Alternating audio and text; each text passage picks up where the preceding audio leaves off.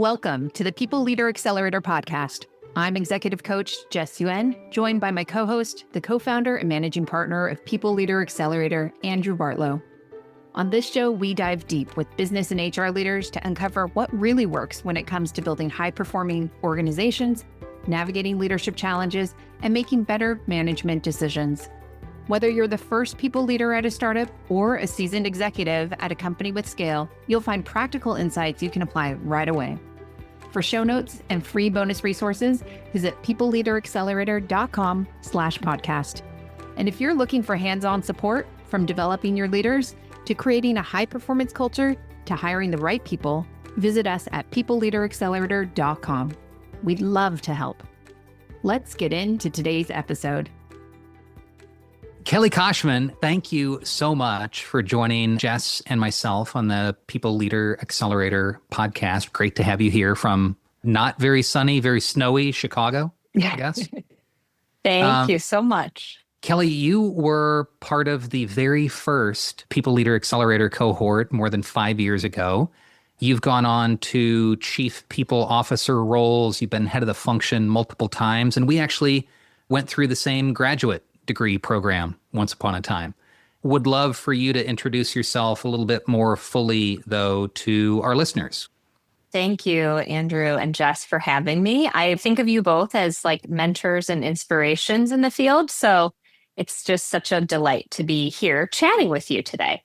So yeah, I am not an accidental HR person. I am the HR person who found love of this field in undergrad. So I was studying psychology, and while I found it interesting, I was like a little disillusioned by the many theories and lack of hard science. So I took some electives in the business school, and I had one called Human Resources Management. And I just thought the scope of what you get to do in HR was so vast and so interesting. I just fell in love hard and never looked back. So I've spent my entire career in the field, most recently as Chief People Officer, first at Sitter City and then at Showpad. Led global teams before that for 10 years at SRAM, which is a bicycle company here in Chicago. And then most recently, I started my own organization, coaching and consulting, and it's called Walking Poem. So the premise here is that I think all organizations and people let things get in their way. You know, performance equals potential minus friction. So how do we get rid of that friction and move organizations and people from good to great? And so that's what I'm up to today. What a perfect background of experience for our listeners to draw from. Enterprise company experience, you're an avid cyclist and you got to work for a company that, does that as their product. And then multiple chief people officer roles, including, you mentioned Showpad. I don't know if everybody knows, who they are and what they do. Would you mind giving the measurables of them? And one of the things I'm hoping to talk about is their global headquarters model that might be of interest to other listeners. So go ahead and share a little bit more. Yeah, absolutely. Super interesting company. It was founded in Belgium. It's a sales enablement software as a service. And so when I joined, the company was around 80 million in revenue, around 400 employees. And, really the goal of my joining was to help scale more into the US. So really strong European presence, wanting to grow into the US. And we had, dual headquarters, one in Ghent, Belgium, and one in Chicago, Illinois. So it was a really unique setup and a lot of fun and a great team. Can I ask, what was the philosophy of wanting to have dual headquarters? I have interesting experience in that when I was at Gusto, they had what we called dual headquarters as well, but it was within the US. So we had San Francisco and we had Denver. And so we were navigating these concepts. But I imagine when you do it across continents that it leads to so many more interesting things, which we will get into. But what was the driving force or reason why they were like, let's do dual headquarters instead of just naming one? I think it was probably premeditated shift in power and presence. Ultimately, the company did shift a bit from the European presence and sort of center of power into the US. But I think also just market presence and timeliness, right? If you're trying to expand into a new geography internationally, you want, a strong leadership presence with a lot of senior leaders on the ground. And very tactically for folks who are like, ooh, like senior leaders tactically on the ground, like which leaders were in the US and which leaders were in Ghent? Yeah, that's a great question. And I think that was a really dynamic situation. So when I joined, and I've had the pleasure of working for a number of founder-led organizations. So when I joined, the founders were still in seat. And pretty shortly after I joined, probably 6 months in, we had some leadership movement. Founders shifted into board roles, and we announced a new CEO from within. And then we hired a number of executives, largely in sales and marketing in the US. It was a constant shift back and forth, depending on where the right talent was. But I think strategically, with intention to increase the presence in the US. Yeah. So that makes sense of like, it was a go-to-market motion to expand into the US. And so then you would have your go-to-market leaders that were the main ones that were initially there. My brain is going into two spots because I really want to dive into what was different about the headquarters, but I also want to pull on the thread of like, your founders were moving into different roles. You were bringing in a lot of executives. Like as the HR leader, what was your mindset and aim of like what you were striving for through that dynamic change that was happening as you were going through your experience at Showpad? Yeah, it's like taking me back to that moment, Jess, when I first heard that news. And I think that's true for a lot of us as HR leaders, is we get to have our own private moment and then we show the brave face to the organization. I think the intention was just, as always with change, it's like, how do we shift into growth mindset and say, what's the opportunity in this? Because there's always opportunity. And so I think comm strategy, how do we stage information so folks have the right information at the right time without getting overwhelmed? And really focusing on the opportunity. And then, whenever you have a leadership change, it's like, how can we be extremely present as leaders? And how can we, just over communicate the why, what you can expect, by when, what don't we know yet, and when will you hear from us again? And I think that's kind of a good model for anytime you're dealing with dramatic change. How much of a heads up did you have on this change happening? Like, how much were you brought into the fold versus like, I'm reacting to this information and needing to figure out how to put on the brave face and bring it back to the org as a united front of leadership? I'm trying to remember accurately, maybe 2 to 3 weeks. Oh, I'm curious, like, Do you think that's a lot or a little? it's something. It's something. Yeah, it's more than some people get. Yeah. It's got to be a particularly challenging and maybe somewhat unique situation in a venture-backed organization to have founding team transitions. I guess that only happens once at any org. I do a lot of private equity work, and I just see it all the time where the founding team is either raising their hand and saying, we signed up for this transaction with a new capital sponsor, and as part of that, we're going to move to a board role out of an operating role. And that's, I think, more known and more intentional and more planful, and you're kind of signing up for that often, moving to PE, unless you make an explicit agreement otherwise. But in venture-backed orgs, especially in explosive growth tech organizations, I feel like the default has been that the founding team hangs around kind of forever. I wonder how it transpired. And, ultimately, if there's anything that our listeners could learn from through what happened there.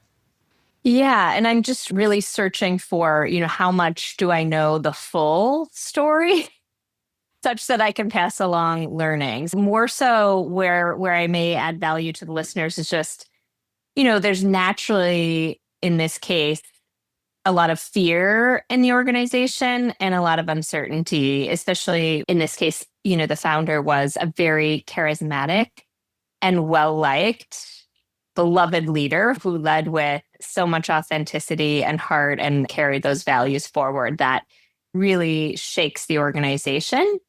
And at the same time, we were embarking on a strategic initiative to really shift our culture. So we have founders stepping out, new leaders stepping in, and we're saying, oh, and by the way, we're changing our values. So many times in the HR leadership role, we know we're doing the right thing strategically and for the business, And we know that it's going to cause some pain in the short term. And so that was all, what we went through at Showpad. And really, I think some of the strategies to help the team through that are getting their perspective. So asking for help along the way from both formal leaders and sort of those well-respected leaders that, maybe don't hold the title, and letting them architect the journey of change with us. That's one big takeaway that's really helpful. Yeah, if we were to get tactical about the cultural shift, what were the steps to actually figure out what are our new values and how do we put this into this organization? Showpad, like many organizations in the time of COVID, which is when I joined, indexed very high on sort of this familial, high care, high empathy culture. And so what we needed to do was sort of build a little bit more of a high performance orientation on top of a caring and very human culture. And so we sort of knew at a high level that's what we needed to do, but we wanted to bring the organization along on the journey. And so we engaged, focus groups of leaders across all geographies, across all functions, again, to have that representative view to help us hone in on sort of what do we need to hold on to forever as the core of the culture and the fabric of who we are, and what can we, maybe experience a little bit of pain, but let go of and move into a new way forward. And so we leveraged those focus groups, came up with a list of the new values. And so we did a lot of deeper work around bringing those to life. We actually created behavioral blueprints across 3 levels of leadership: leading self, leading others, and leading the organization, to really bring to life a playbook for how do we hire, how do we coach, how do we promote, and really empower managers with what does, great look like in this new realm of values, which weren't all new, right? I think we had 2 or 3 new values, and then we just kind of made more explicit what we meant by those existing values. And who was part of the main decision factors? Is that HR? Is that you plus the new leadership team? How broad was that leadership that was involved with this? Yeah, that's a good question. Some things that will never leave me from PLA are a good stakeholder map. So before any initiative, figure out who are the players that are important in this and what role is each playing. And that HR should never build on an island. With those principles in mind, when I say we, there's a project charter for this initiative that includes a mix of executive sponsors, leaders, and other individuals who were playing an important role in the project. It's interesting when you think about we in the context of dual headquarters and culture, because, that is one of the most interesting and challenging things, is understanding national culture differences and making it all work as an executive team. Hey, hang tight. Here's something you'll want to know if you're leading people at a high growth company. Level up as an HR leader and join a lifetime community with People Leader Accelerator. Apply today. Now, back to the show. Can you share more about what were some of those national culture differences between Belgium and the US? So we, trying to get everyone on the same page. As an executive team, we read The Culture Map by Erin Myers. So we actually brought Erin in to do some leadership training. One of the interesting differences is high context and low context cultures, and also decision-making scale of democracy versus, directiveness. But the US tends to be more up-down, leadership decisive, and Belgium tends to be more let's drive consensus and let's take a ton of time up front, and then we're going to have a very speedy execution and tail of this decision, right? And so there's a lot of tension in those 2 approaches. And so we really had to figure out, first, develop the awareness as an executive team that, hey, maybe we're not making decisions as quickly as we should or as efficiently as we should. And then from that sort of awareness, moving into, okay, well, what are we going to do about it? Who adapts to whom is always the question when navigating different cultures. And how do we pave the way forward? And one of the tools that I learned about, the STAID decision-making tool, where you're just being very explicit about what are we trying to solve, who plays what role in the decision, what are the options we're considering? What data have we collected? And then what's our recommended path forward? And this is a really great tool for, pretty heavy, complex decisions. It's too time intensive for everyday decisions. But what that tool does is it allows for a very fruitful executive team discussion and ultimately an outcome to be made where you also are documenting how you got there. And then you can revisit and look back at that and evaluate, how have we done? So these 6 decisions we've made this past quarter that were highly complex, how's it played out? One of my go-to tools, the RACI, role clarity and decision-making clarity tool, which is also known as a DACI or a RASCI or an ARCI. And it sounds like it sprung out of Square. Yes, it's kind of like a variation of a RACI, right? Yeah, like the root there, I think, is super valid around how does work get done? And the clearer you can be about that, the more likely it is that your organization is effective and efficient. Exactly. It actually sounds like it might be a little complicated. Was it too complicated for an org that size, stage, maturity level of a show pad, or was that a good fit? I would say, again, if you're using it for very complex cross-functional decisions, it's a great fit. The cost of an executive team meeting, for example, is very high. You want everyone starting on the same page and having, any questions or new inputs that sort of expand that SPADE initial document so that you can quickly get to a decision. And again, then you can look back on it post-mortem. How are we doing with decision making? I have to wonder if culturally it was a good fit too, because you had that Belgium influence of we do want to spend more time up front thinking through it and being more thorough. And then because we've been so thorough with this SPADE, then we can move fast. And so I think there's also a cultural match there unknowingly around it was a deeper decision. And we also have a good cultural fit with these leaders who want to spend the time there. Yeah, I think that's a great insight, Jess. Absolutely. That high context, high need for consensus. Okay, we've all kind of contributed to this. Now we can go. I feel like this is worth calling out for the audience that I think is most interesting and potentially most useful for the listeners is that this cultural work wasn't done because it's the right thing to do, air quotes. It was done because the organization wanted to achieve something specific. It wanted to make decisions faster. It wanted to execute faster as it moved into the US market. And the consensus-driven culture in Ghent was useful historically, but there was a shift desired. And so you connected that cultural work to this role clarity and decision-making work, and you played the role of an internal management consultant, helping your organization to be more effective. Yes, we want people to be happy in their jobs. Yes, we want to be a great place to work. Stop me if I take this too far. I would argue that that would be an outgrowth of the core work of what we hopefully are doing in human resources in helping our organizations to meet their goals. So I applaud you for making those connections and stepping through the process to create value at your org. Nice work. Thank you. I'd love to dive further into this cross-cultural element and the fact that you did have a leadership team that was split across geographies. I think many of us in people leader roles have varying versions of, oh my gosh, there's different viewpoints or people are in different places.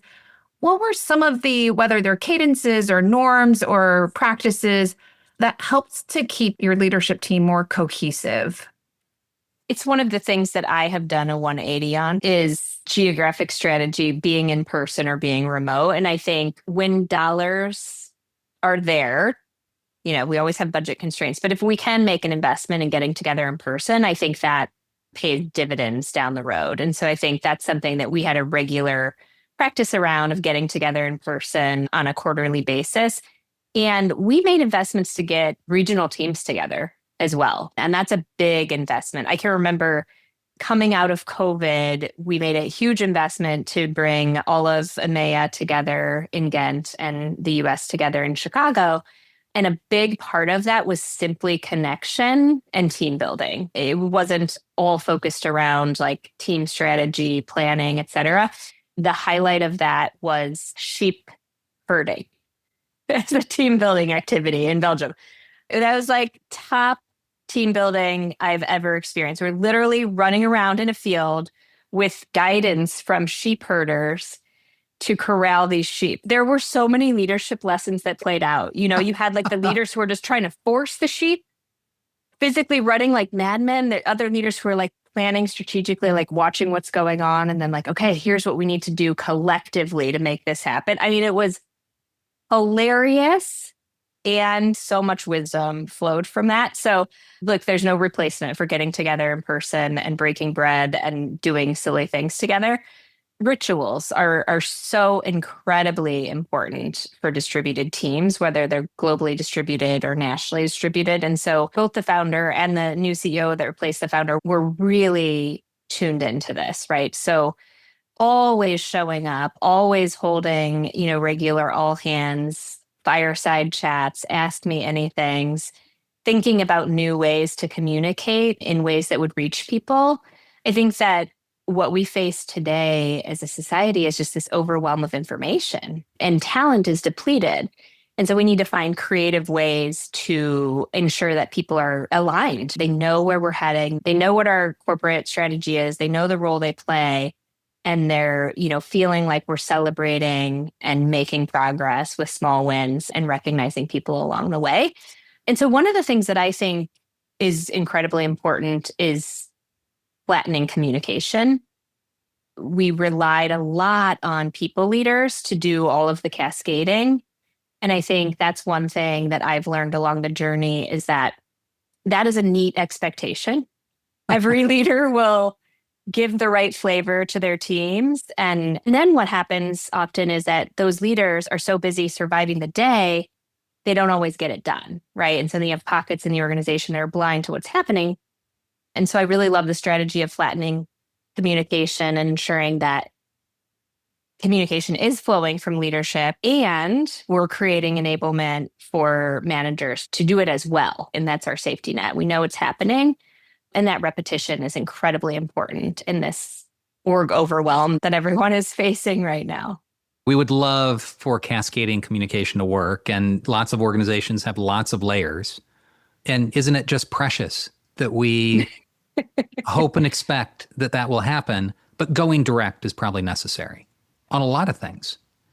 Managers can support it, managers can reinforce it, but if we count on all the various managers and all the various places doing all the various things to cascade the message, chances are it's going to be spotty. That's a really powerful insight and kindly put by you. Love it. It's also a bit of, how much telephone do you want to be playing within your organization? And so I think there is power in leaders having their own flavor and their own interpretation. But I think in addition to hearing it directly from the CEO or directly from whomever is the leader that's most impactful or behind it, as opposed to, and I think this is absolutely right, kind of this wishful thinking that many organizations have is like, we talked about it in our exec meeting and you all go figure out and filter whatever you think is the thing that you think your people may or may not need to know. And to your point, like leaders are busy. It is not the most important thing for them to sit there and filter exactly what their teams need to and don't need to know. I think it is ideal, but it doesn't always happen, especially in these organizations that are moving fast and growing quickly. And, there's so many other things on the plate. I'm wondering if there's a rule of thumb or some boundary conditions around this, because I've argued the other side of this as well, where I've encouraged founders and leadership teams at orgs that have grown quickly. They're used to doing all hands every week and communicating everything to everybody directly and skipping department heads. Just the department head has no role.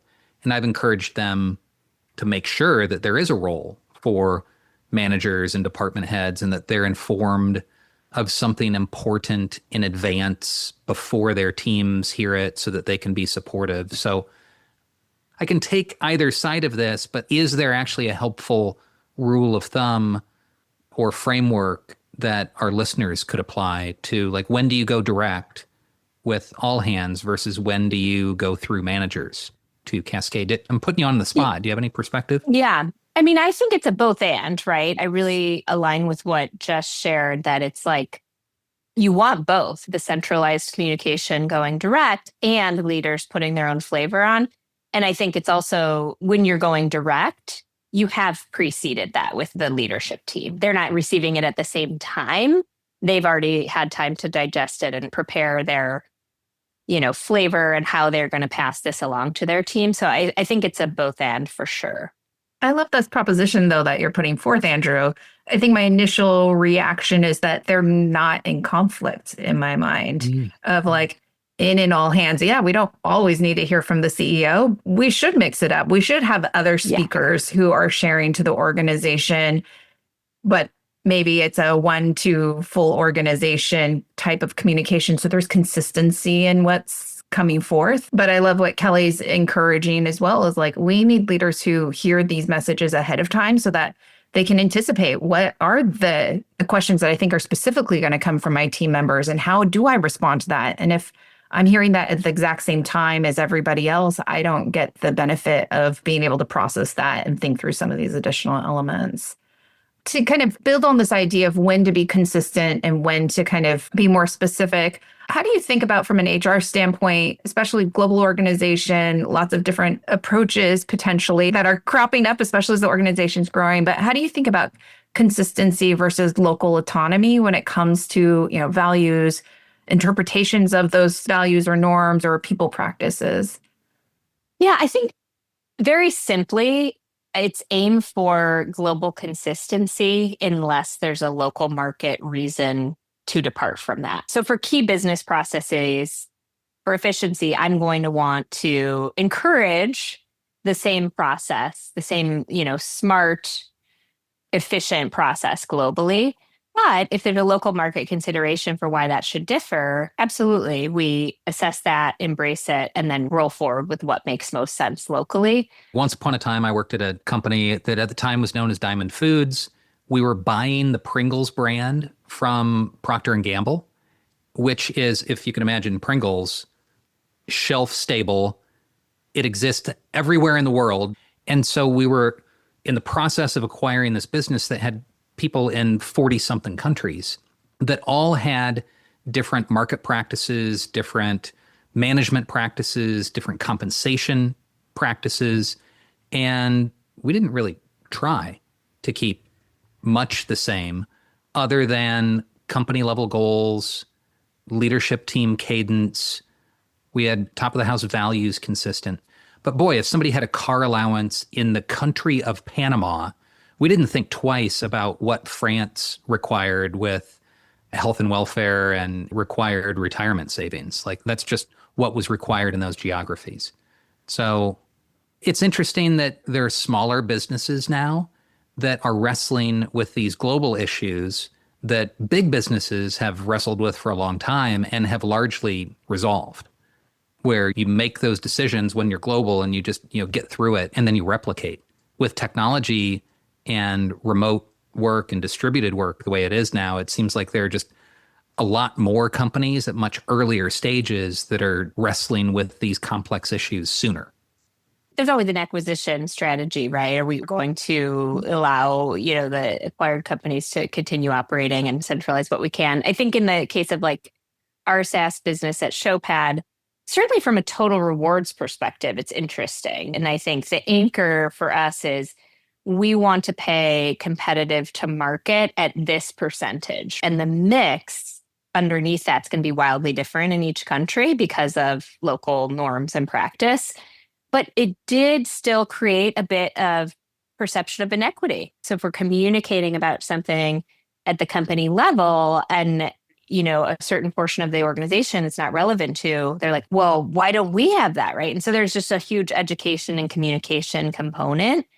And then that's why I think it's really important to foster a culture where that unrest gets unearthed, gets shared so that we can shine the light on it, explain and tell the story and move forward. Because if those things bubble and simmer underneath, it creates some toxicity that makes collaboration harder. What were some of the avenues that you leveraged to be able to unearth these questions or unrest? It's so funny. This was a time when I think we're still there, where trust between employees and employers is very low. And so we launched a question box, and we had a tremendous amount of debate around this being anonymous. Could you submit a question anonymously, or did you need a name attached?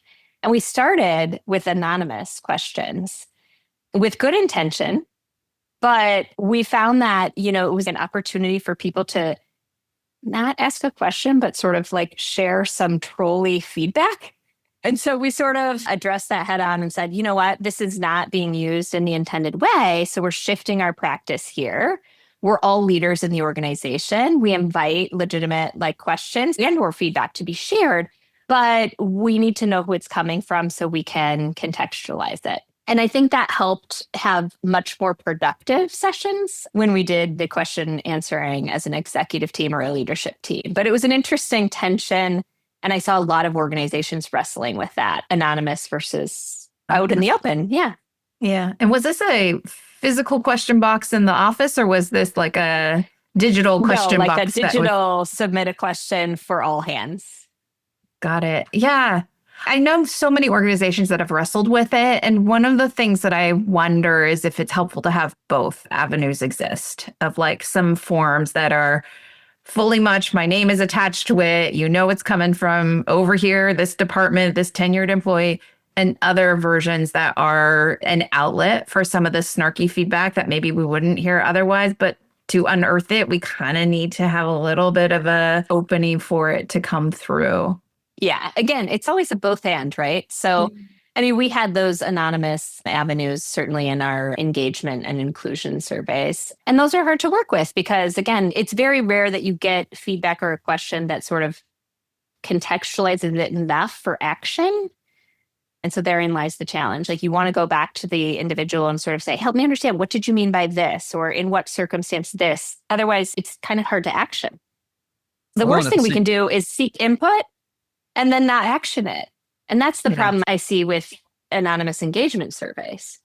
The both and works as long as we don't end up overcomplicating and saying slap on the wrist, you went through the wrong channel to share this piece of feedback. Especially if you're at a smaller organization that's trying to keep things simple, that's where judgment comes in from the HR leader and from the leadership team around what actually works for us, what's good enough to get to the goal that we want to get to along the way.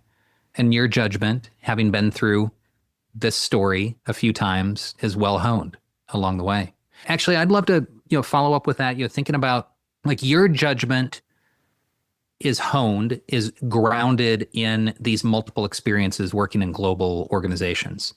And maybe this plays into some of the, tell me if it does or doesn't, plays into some of the coaching work that you're doing today with Walking Palm, your leadership coaching practice.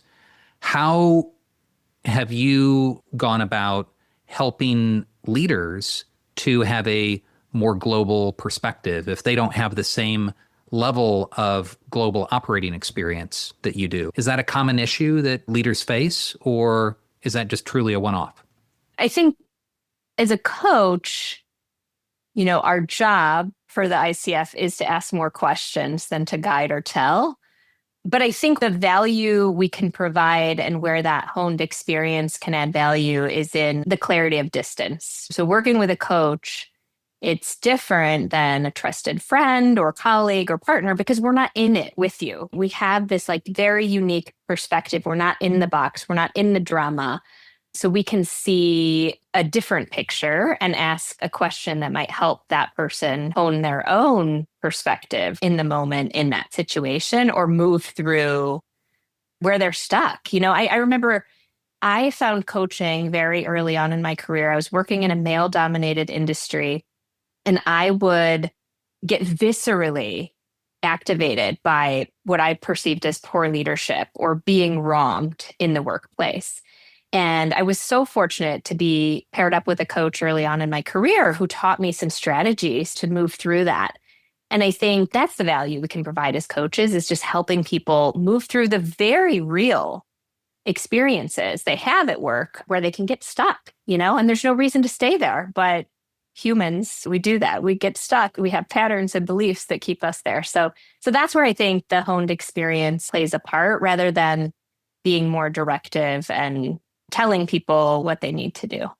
You're a real coach. I went through coaching certification, but the work that I do one-on-one with HR leaders, I frame it more as mentoring.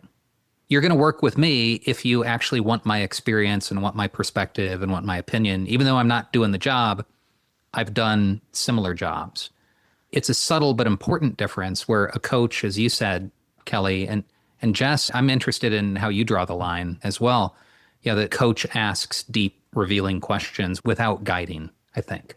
If you've ever been a true consultant who's constantly giving answers, becoming a coach is actually very hard because you're like, I know an answer that they could use right now, but instead I'm going to coach them through this moment and have them get to their own solution. And in my practice, I blend the two.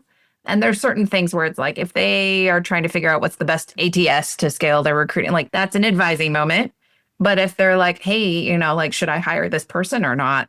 That for me is a true coaching moment because I'm not going to make the decision on the hire, but I do think that they probably have some really good insight with good coaching questions that will surface what they're truly thinking is the right answer for them and their organization. Yeah. And I think mentorship and advising are so important. And I know I have found value from both of you in, serving those roles for me along my career. And so I think bottom line is it's really important to learn to ask for help as a leader. And that is a skill. And I think a lot of leaders don't get that. They shoulder a lot of burden because they feel like, okay, I need to have all the answers. Everyone's looking at me. And that is just like a shortcut to burnout. So being a leader who knows how to build a bench of like advisors inside and outside the organization and folks they can ask for help, maybe throw in a few coaches and mentors as well. And that's the recipe for success, I think. So insightful. And I think if folks listening haven't yet learned how to build their bench of advisors and mentors and folks outside the organization, like now's a great time to start. Oftentimes as an executive, we're looking initially towards our boss to provide some of that and then realizing, oh, wait, CEOs don't really do that in the same way that like a chief people officer would do for you when you're growing up in the HR organization. And so it has to come from outside. I wonder if we might move to a few other questions. We lovingly call this our accelerator round. One of the first questions is PLA loves high leverage learning. If you could recommend 2 resources, whether people or books or newsletters that you're following to someone who's emerging as a people leader, what 2 sources would make the cut? So I think Charter is a publication that I love to follow. They have really thoughtful data-backed resources, case studies, et cetera. So Charter would be number 1. There is a book that I have on my desk. It's called The Microstress Effect: How Little Things Pile Up and Create Big Problems and What to Do About It by Rob Cross and Karen Dillon. So I think that's a really relevant one back to that point where we're talking about being depleted as talent. And there's a lot of lovely lessons about leading in the book, as well as how to gain more perspective so you don't burn out. I'll jump in, Kelli, with another question, maybe not part of our traditional accelerator round. Could you talk about the brick for us? Oh, yeah. What is the brick and why do you use it? A lot of what I have been trying to do the last couple of years is tune inward a little bit more for creativity and intuitive ideation. So the brick is a physical device that you can tap with your phone to make certain apps inaccessible. And so this helps me break my phone addiction. And nothing else I've tried, whether it's going grayscale or anything, has worked. But my husband gave me this gift and I have been off Facebook and Instagram on my phone for, I think, 2 months now. Wow. So that's a great way to stay centered and stay present. Maybe one more.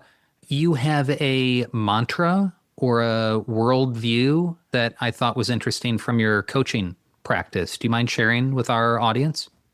Yeah, something that really struck me in my coach training was this principle that everyone's doing the best they can with what they have at the time. But what it means is just like, it really comes into play with decision making. So not to overthink decisions, like with what you have right now, what's the best decision for you, right? And move forward. So I think that's a really great way to bring empathy to any person or situation.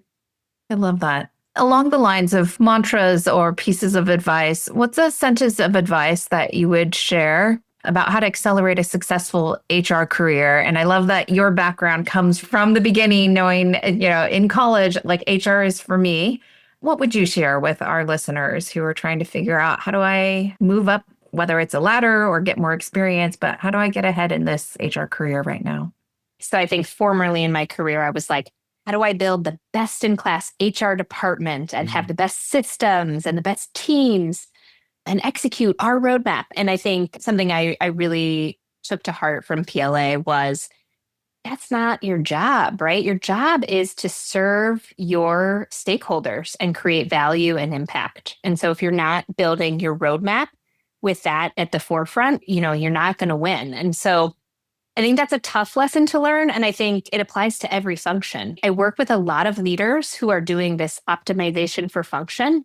And at the executive level, you really got to be thinking about the system. And so if you're optimizing for your function, you're inherently not optimizing for the system. So I really think that it is essential to understand the business, where you're going, what market impact you're trying to have, and then do the tough work to figure out, okay, what are the few initiatives we can do from a talent perspective that are going to impact that market goal. So that's the number one piece of advice. I think there are so many folks that got into HR because they're people, and I think they're suffering because you're a business leader.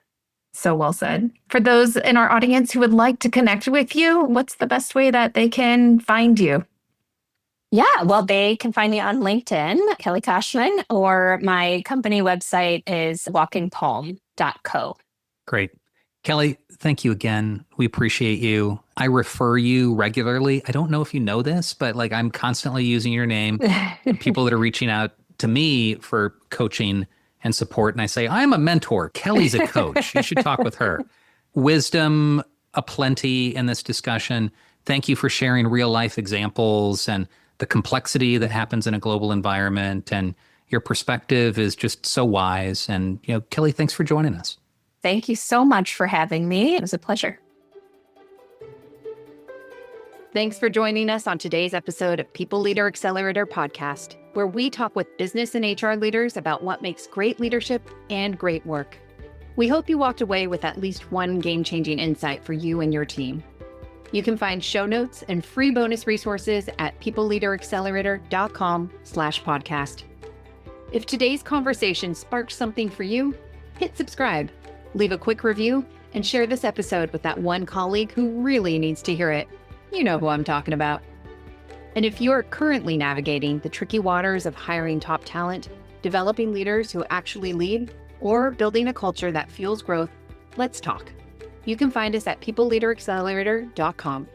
We're here to help you and your team not just survive, but truly thrive. I'm Jess Yuen, and on behalf of my co-host, Andrew Bartlow, thanks for investing your valuable time with us. Be sure to hit that subscribe button so you don't miss a single episode. Until next time, keep learning and keep leading.